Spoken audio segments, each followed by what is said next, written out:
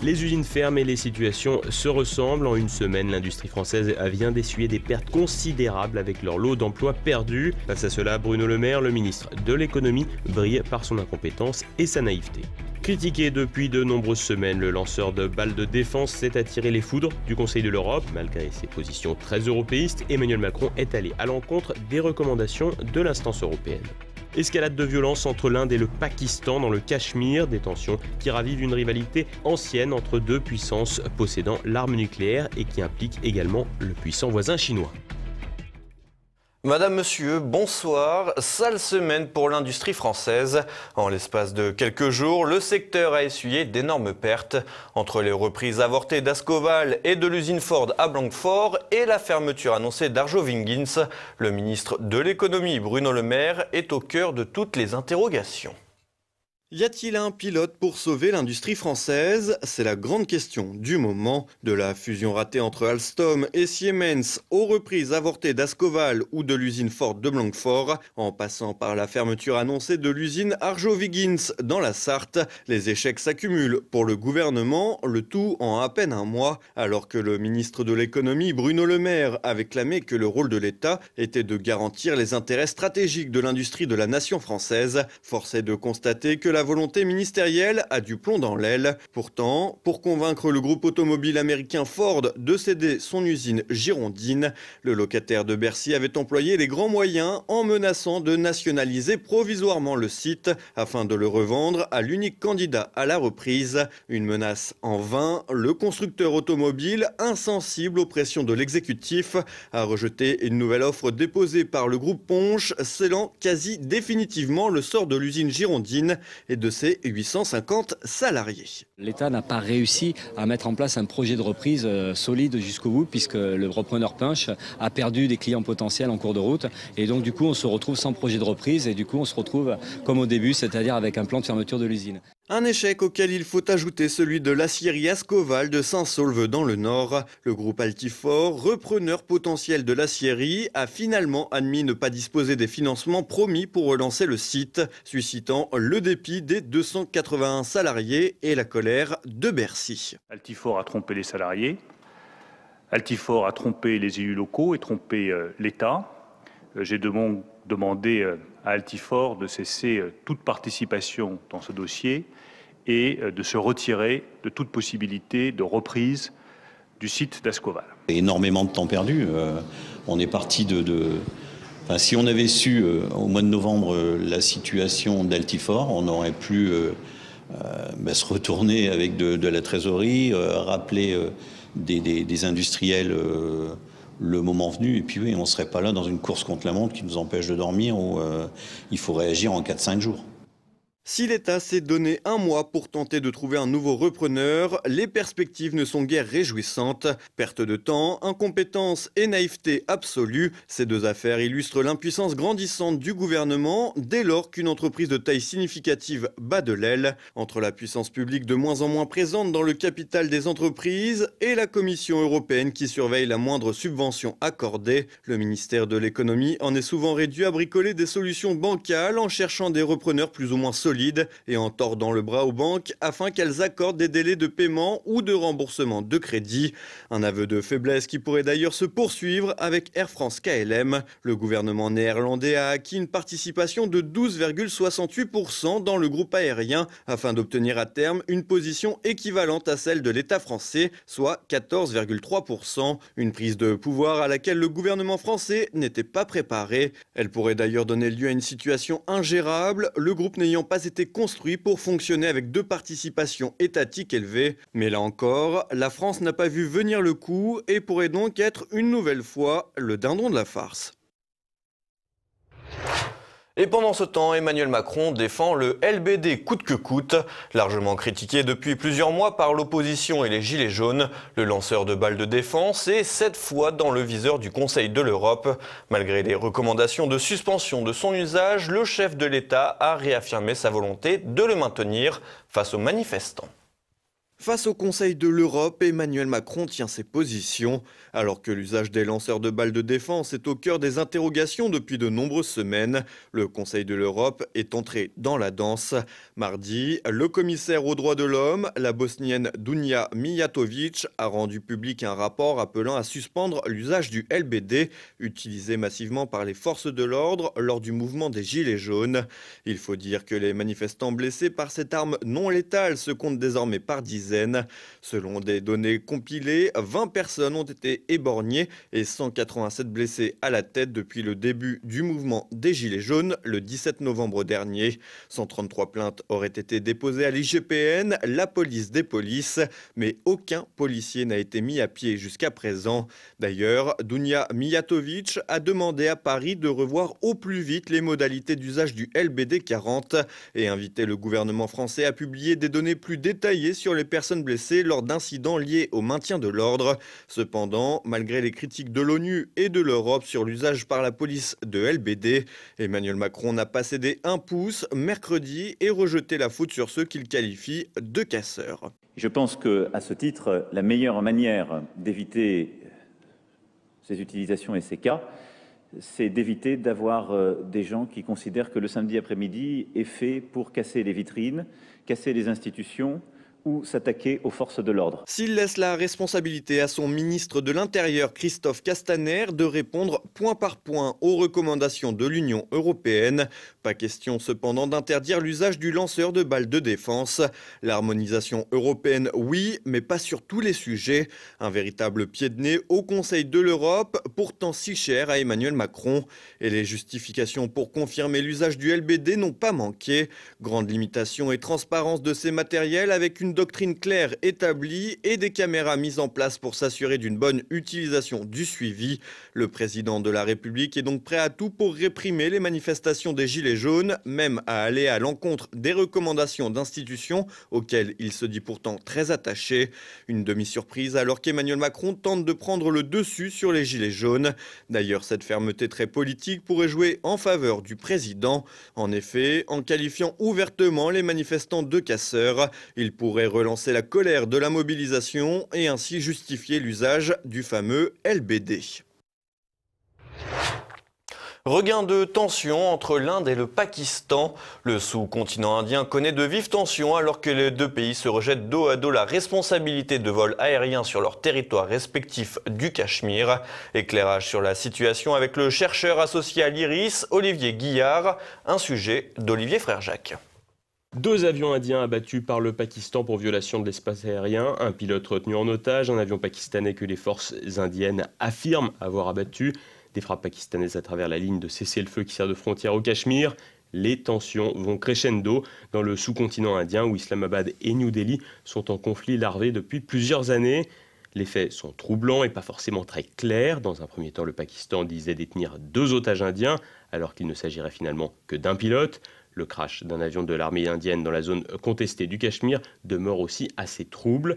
Conséquence, une montée des tensions des 2 côtés de la frontière, la fermeture de l'espace aérien pakistanais, la fermeture de 5 aéroports indiens et de nombreux vols annulés. Des tensions qui suivent de très près un attentat suicide le 14 février dernier, faisant une quarantaine de morts parmi les forces de sécurité indiennes au Cachemire indien. Un attentat revendiqué par le JEM, Jaish et Mohammed, des islamistes pakistanais réputés proches d'Al-Qaïda et qui revendiquent l'indépendance du Cachemire. Le Pakistan nie toute implication dans cet attentat, mais héberge en son sein une organisation terroriste, ce qui le rend coupable aux yeux de son voisin. Point de fixation qui gangrène les relations entre les 2 pays depuis des décennies. Le Cachemire est une région aux enjeux multiples, comme nous l'explique Olivier Guillard, chercheur associé à l'Institut de recherche internationale et stratégique l'IRIS, et spécialisé notamment dans les questions relatives au sous-continent indien. C'est un point de fixation des crispations entre New Delhi et Islamabad depuis le début. Ce territoire, il est contigu à la fois. Donc c'est une ancienne principauté dont le sort n'a pas été réglé d'un point de vue politique, mais plutôt d'un point de vue un petit peu va-t-en-guerre de part et d'autre, essentiellement parce que l'Inde et le Pakistan, tous deux, ne voulaient pas que cette ancienne principauté soit séparée en plusieurs morceaux, mais voulaient intégrer pleinement la totalité du territoire sous leur souveraineté nationale. Donc c'est un territoire qui a une dimension stratégique importante. Il confine donc avec la Chine, avec le Pakistan, avec l'Inde. C'est une région montagneuse qui a un potentiel hydroélectrique non négligeable, bien entendu. C'est une région qui aussi donc présente un intérêt romantique, si on peut dire, et politique à la fois, ainsi que culturel et religieux. Le Cachemire comme point de fixation entre l'Inde et le Pakistan, mais où le géant chinois, également partie prenante, prend aussi toute sa place. Si on regarde la carte très officiellement du Cachemire, officiellement, donc cette ancienne principauté est morcelée en 3 parties distinctes, une sous administration indienne, une autre sous administration pakistanaise, et une plus petite partie qu'on oublie généralement lorsque l'on regarde d'une manière un peu rapide la carte, qui est sous administration chinoise. La difficulté donc dans ce ménage à 3, si on peut dire, c'est que l'Inde se retrouve en définitive seule face au Pakistan et à la Chine, qui sont 2 éléments stratégiques extrêmement forts. Et lorsque Islamabad a besoin du concours ou d'un soutien décisif de la part d'une nation extérieure, peu important donc le sujet, elle ne trouve ce soutien pas de l'autre côté de l'Atlantique, mais en fait de l'autre côté de l'Himalaya. Et Pékin fait office de parapluie diplomatique, de parapluie commercial, financier et j'en passe et des meilleurs d'Islamabad. Donc évidemment, ce n'est pas un point fort pour l'Inde, c'est plutôt donc un levier supplémentaire dans le jeu du Pakistan et de la Chine de pouvoir s'associer sur divers points et notamment aussi sur cette question du sort du Cachemire. Un billard à 3 bandes en pleine période électorale indienne, une période importante pour le gouvernement nationaliste qui entend bien remporter les élections d'avril et de mai face à une opposition ragaillardie. Dans un tel contexte et eu égard aux antécédents historiques entre les 2 pays, aucun dirigeant politique d'un côté comme de l'autre n'est prêt à faire des concessions majeures. La question se pose alors de savoir si une guerre ouverte entre ces 2 pays est possible. Avec des populations cumulées d'1,5 milliard d'individus et 2 puissances en présence dotées de l'arme nucléaire, la situation a de quoi inquiéter. Pour Olivier Guillard, un tel scénario semble cependant peu probable. Écoutez, ne nous emballons pas. Il est vrai que le dernier conflit, qui avait duré quand même 10 semaines, une vingtaine d'années, on ne l'avait pas vu venir, on ne se doutait pas que les choses s'emballeraient ainsi. Et donc là, ces derniers jours, évidemment, nous avons quand même des signes qui sont un petit peu inquiétants. Ça faisait depuis 1971 que la chasse indienne et la chasse pakistanaise n'en avaient pas décousu. Là, on a des appareils qui sont abattus dans un périmètre extrêmement sensible. C'est évidemment pas de très bon augure. Mais a priori, donc 24 heures et 48 heures après les faits, les appareils diplomatiques pakistanais et indiens sont à l'œuvre. Le Premier ministre pakistanais appelle à une reprise du dialogue, en tous les cas une décrispation. Un son de cloche à peu près identique prévoit New Delhi dans le même moment. Et la diplomatie américaine fait un effort pour peser d'une manière à peu près décisive pour que les 2 parties n'aillent pas plus loin dans les hostilités. Les relations complexes entre le Pakistan et l'Inde, qui se sont déjà affrontées lors de 4 guerres depuis 1947 et la partition des Indes, sont donc loin d'arriver à un dénouement, le dernier conflit remontant aux années 2001 et 2002. Cependant, un premier signe d'apaisement semble avoir été donné par Islamabad, qui a affirmé ce jeudi être disposé à libérer le pilote indien capturé mercredi. Et si le conflit ne devrait pas aller beaucoup plus loin, le problème indo-pakistanais, lui, reste entier. Et on retrouve à présent l'actualité en bref, et c'est toujours avec Olivier Frère-Jacques.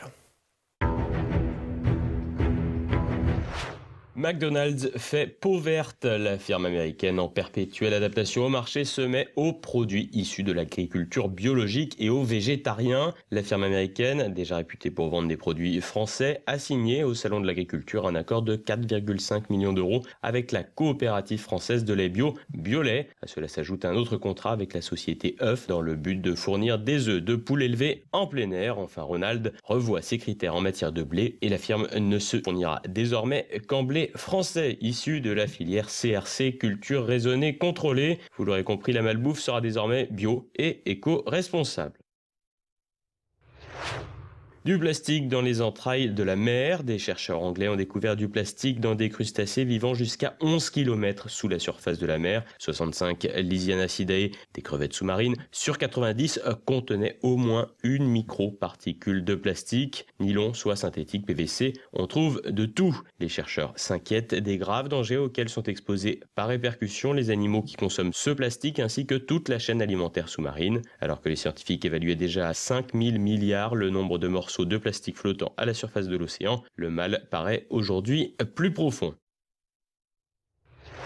Le féminisme dans les couloirs de l'Académie française. Les Immortels étudiaient ce jeudi un rapport sur la féminisation des noms de métiers. Écrivaines, entrepreneuses ou encore sapeuses pompières pourraient faire leur apparition dans le dictionnaire. La féminisation à outrance se heurte cependant à la barrière du sens puisque certains mots au masculin n'ont pas le même sens au féminin. Exemple, médecin, médecine.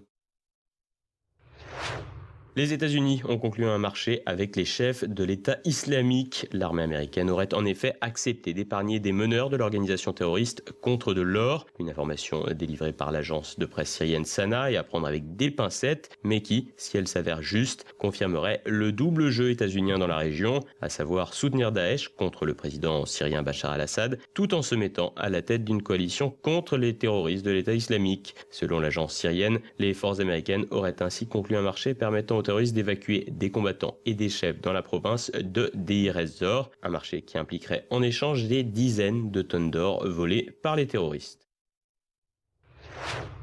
Les États-Unis et la Corée du Nord se donnent le temps de trouver un bon accord sur la dénucléarisation de Pyongyang et la levée des sanctions. Comme cela semblait se profiler, le deuxième entretien historique entre Donald Trump et Kim Jong-un n'a pas débouché sur un accord. La rencontre d'Hanoï s'inscrit donc dans un processus d'apaisement entre les deux pays et montre l'étendue du chemin qu'il reste à parcourir. Ce soir, retrouvez notre Zoom du jour. Ancien correspondant de presse du Monde et du Figaro, Bernard Marguerite raconte ses souvenirs de la Pologne communiste, rétablit quelques vérités sur l'actuel gouvernement conservateur de Varsovie et évoque le journalisme d'autrefois. Un reportage de Nicolas de Lamberterie. Ce pays était un socialisme tout à fait spécifique. Où l'Église avait un rôle important, le paysan avait sa terre et travaillait, il y avait un petit secteur privé, une presse qui essayait de passer à travers les gouttes là, de la censure, et toute cette une culture qui était florissante, le théâtre était magnifique, bien meilleur que maintenant, et la musique aussi, les grands compositeurs, c'est vraiment une vie culturelle, le jazz, tout ce qu'on voulait. Bon. C'était quand même... Alors d'un autre côté, il y avait évidemment des aspects catastrophiques de cette économie régie d'en haut, etc. Et plus elle est devenue complexe et difficile à contrôler, évidemment, moins le système pouvait se maintenir. Découvrez également un nouveau numéro d'Immédiat. Jean-Yves Le Gallou et Nicolas Faure évoquent les 500 millions d'euros versés par LVMH au quotidien Le Parisien, le silence de la CNIL sur de graves infractions commises par Europe 1 et la fascination des médias envers la jeune Suédoise engagée pour le climat. Et tout de suite, la France de Campagnol de Christian Combaz et Mes libertés politiques avec François Billot de Lochner.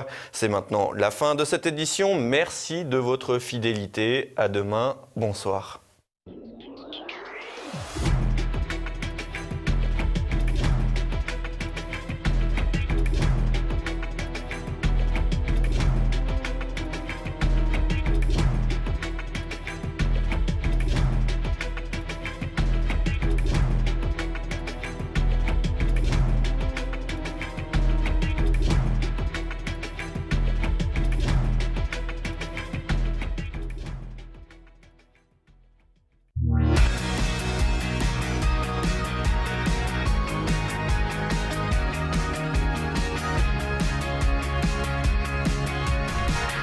Ça fait longtemps qu'on n'a pas entendu l'ancien instituteur s'exprimer au comptoir, mais c'est normal, il est sur la côte, au bord de la mer, à prendre soin de sa belle-mère.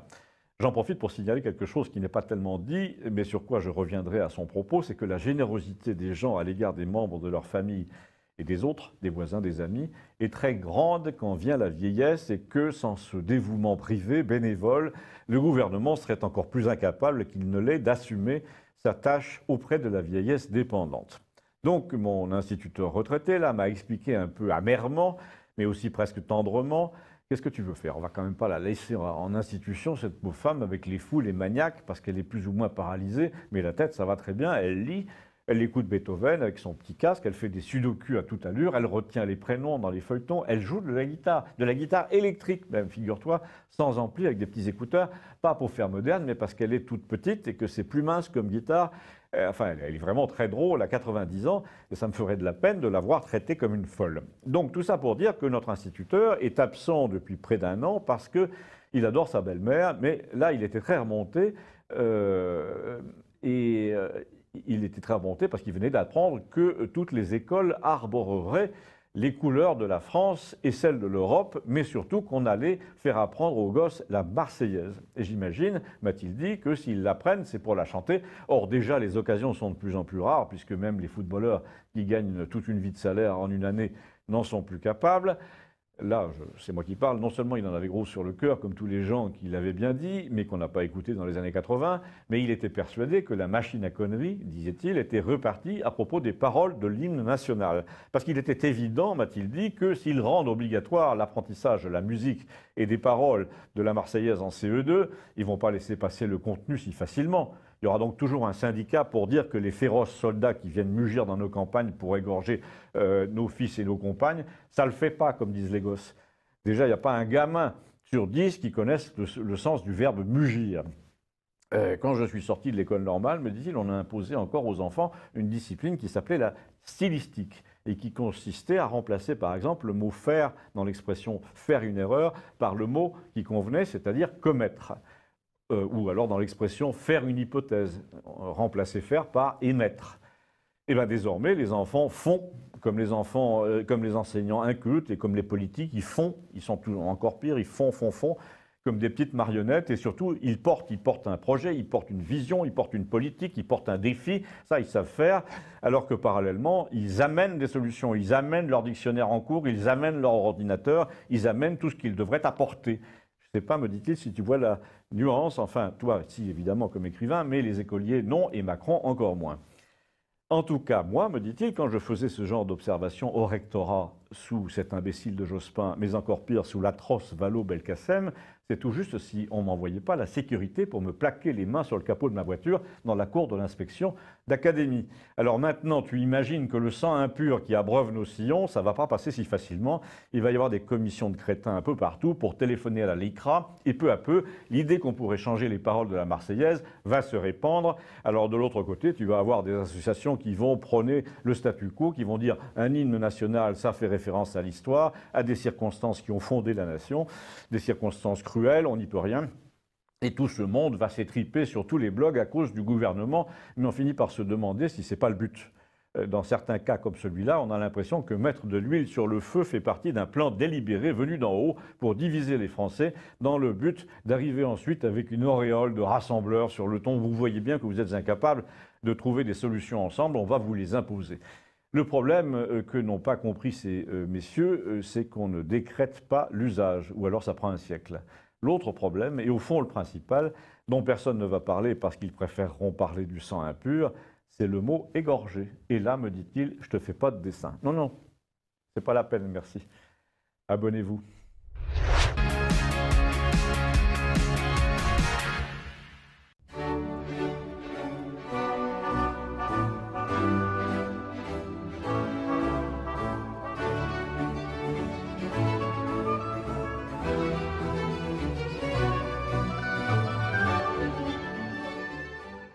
Heureusement qu'il y a les réseaux sociaux pour faire l'éducation sexuelle des jeunes et heureusement qu'il y a le Figaro pour nous informer de cette actualité de première importance. Nous découvrons en effet dans les colonnes du Figaro étudiant une enquête édifiante, c'est le mot, sur les comptes de réseaux sociaux, principalement YouTube et Instagram, qui se sont fait une spécialité d'informer avec tous les guillemets de rigueur, les jeunes sur leurs inquiétudes diverses ayant trait à leur pratique sexuelle ou à leur anatomie. À la lecture des contenus, on prend peur. Je cite « Nous ne sommes pas médecins, ni gynécologues ou sexologues », explique l'une de ces Instagrammeuses de choc. C'est le moins que l'on puisse dire. Le ton est volontairement trash pour faire naturel, spontanée, décomplexée. C'est l'obsession de la technique, de la jouissance triste, déconnectée des personnes. L'objectif, je cite, « changer l'image de la sexualité véhiculée par la pornographie ». Rien que cela, on est vraiment rassuré. Je cite encore, « Quand on consomme du porno, on peut vite le prendre comme référence pour sa propre vie sexuelle. Mais ce que tu vois, ce n'est pas forcément ce qui va faire kiffer ton ou ta partenaire », explique Salomé à la journaliste. Ce qui ne va pas empêcher les blogueurs et blogueuses, en toute contradiction, de donner force détails techniques destinés à faire monter les jeunes au 7e siècle. Au 7e ciel, pardon. Nous ne pouvons que remercier le Figaro de nous élever à ce point dans les basses eaux aussi glauques.